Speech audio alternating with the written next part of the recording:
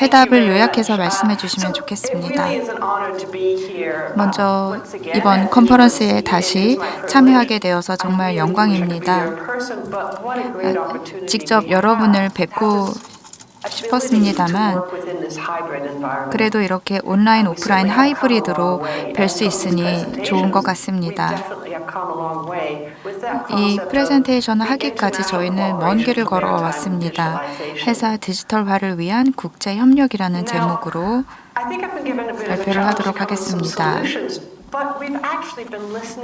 문제나 질문에 대한 해답을 드리기 전에 먼저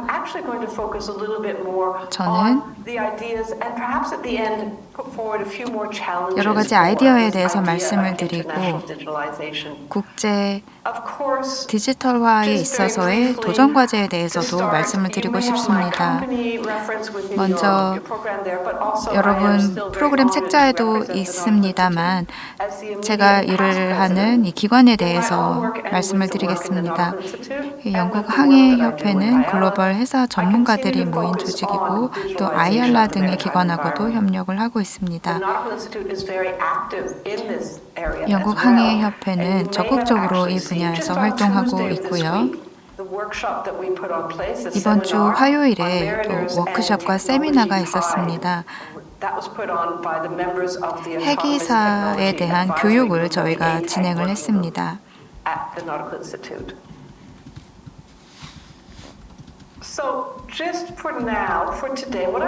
그러면 오늘 제가 말씀드릴 내용은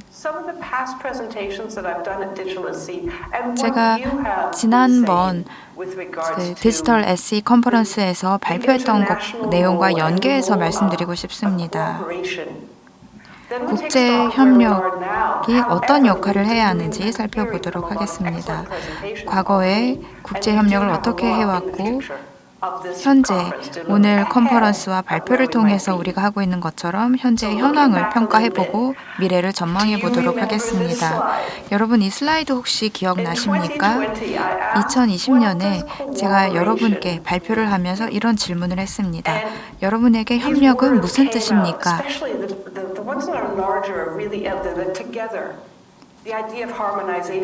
조화라는 말이 여기 크게 써 있는데요. 공유라는 말도 있습니다. 협업, 공동의 이해라는 단어가 있죠. 상호 이해, 또 공동의 목적에 대한 이해, 이러한 단어들이 화면에 있습니다. 이 단어들이 보여주는 것처럼 우리는 함께 협업하고 공동의 이해를 도모하고 조화를 위해 함께 노력해 왔습니다. 공동의 이해를 위해 노력해 온 것이죠. 제가 여러분께 이런 질문도 했습니다. 여러분 여기에 나오는 문장에 어느 정도 동의를 하십니까? 라고 질문을 했는데요. 디지털화를 위한 국제 협력에 있어서 해사 산업이 효과적인 표준화 어프로치를 가지고 있지 않다라는 우려가 많았습니다. 그래서 문장을 보시면 회사 산업이 효과적인 표준화 어프로치를 가지고 있다라는 문장에 동의하지 않는 분들이 굉장히 많은 것을 알 수 있습니다. 아이알라 사무총장께서도 말씀을 하셨습니다만 우리는 이 조화를 위해서 지금도 노력하고 있습니다만 참 어려운 작업이라고 할 수 있습니다.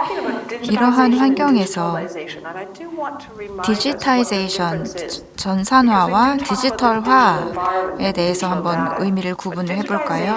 디지타이제이션은 디지털라이제이션과 다릅니다. 디지타이제이션이라는 것은 전산화, 그러니까 정보를 물리적인 형태에서 전자정보 형태로 바꾸는 것을 의미합니다. 디지털화는 완전히 다른 이야기죠. 전산화를 통해 만들어진 데이터를 활용해서 실질적인 프로세스에 활용하는 것이 디지털화라고도 할 수 있는데요.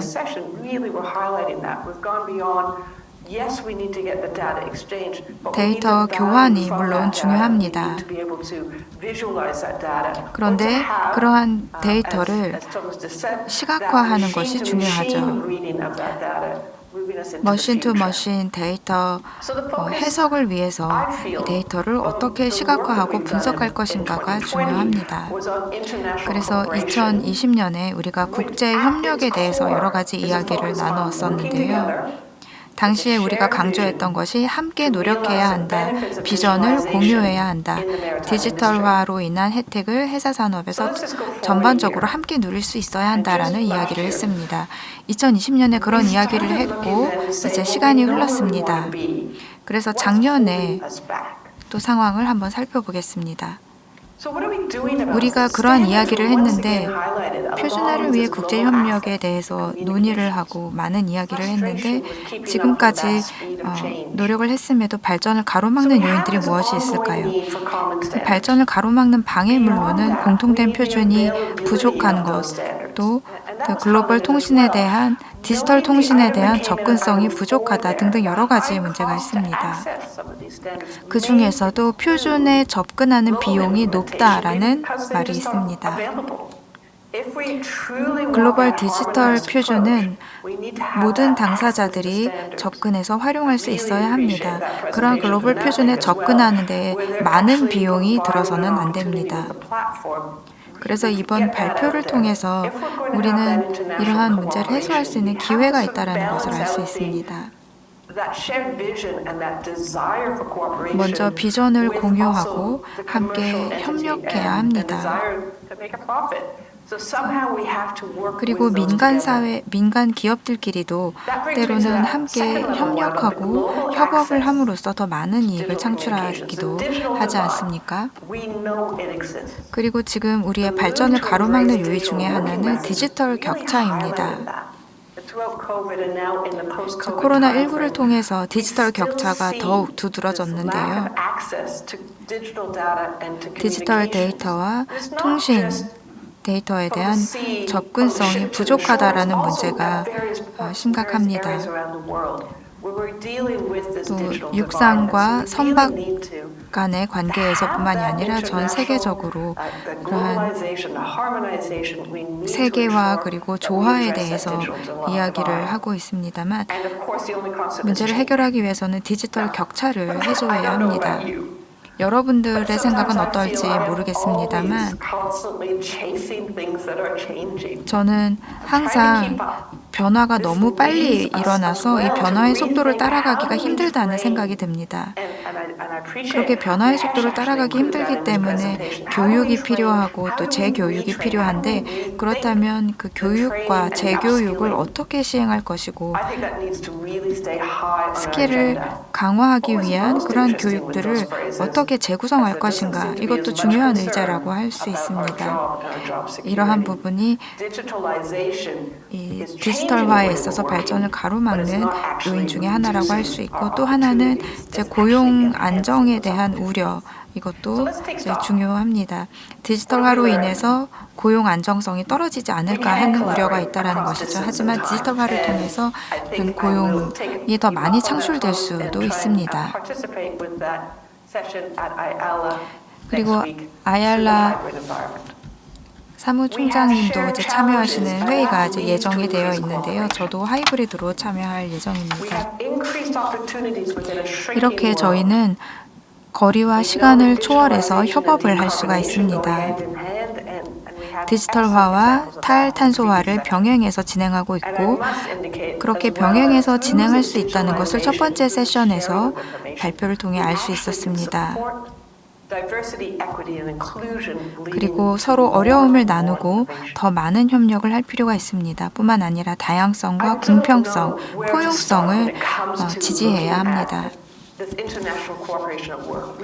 그래서 국제 협력을 보여주는 여러 가지 예시들이 있습니다. 전 세계적인 도전 과제를 해소하기 위해서 국제적인 협력이 이루어지고 있고 다자 간의 활동도 이루어지고 있습니다. 지난주에 IMO에서는 자율운항 선박에 관한 규제 적용 범위를 검토하는 작업이 있었습니다.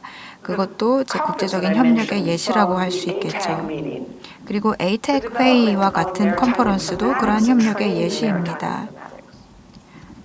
또 해사 분야 전문가들 그리고 해기사들에 대한 교육 이런 것들도 국제적인 공조를 통해서 일어날 수가 있죠.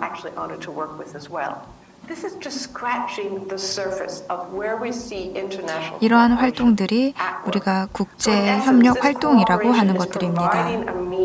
그래서 국제협력을 통해서 여러 가지 도전 과제들을 해결할 수 있습니다. 그렇게 함으로써 개별 조직의 역량을 강화할 수 있고 혁신을 도모할 수 있습니다. 그러면 지금 우리의 현황은 어떠할까요? 지금까지 이미 많은 것들을 달성했지만 여전히 도전 과제들이 많습니다. 지금까지 얻은 교훈과 지금까지 만든 것들을 바탕으로 앞으로 어떻게 더 발전을 할 수 있을까요? 또 디지털 격차, 가진 자와 가지지 못한 자 간의 디지털 격차를 어떻게 해소할 수 있을까요? 또 우리가 오늘날 직면한 도전 과제들을 어떻게 협력을 통해 해결할 수 있을까요? 그렇게 하려면 공통의 표준이 필요하고 전 세계 모두가 디지털 통신의 접근성을 가질 수 있도록 해야 합니다. 또 새로운 협력 방식들을 통해서 환경, 사회, 거버넌스, 즉 그 ESG 요소들도 통합을 할 필요가 있습니다. 변화가 굉장히 빠르게 발생을 하고 있기 때문에 변화의 속도를 따라잡기가 힘듭니다. 혼자서는 변화의 속도를 따라잡기 힘들지만 서로 협력하고 함께 일한다면 변화의 속도를 따라잡을 수 있습니다. 헬렌 켈러가 말한 것처럼 혼자서는 할 수 있는 것이 별로 없지만 함께 힘을 합한다면 많은 것을 할 수 있습니다. 경청해 주셔서 감사합니다.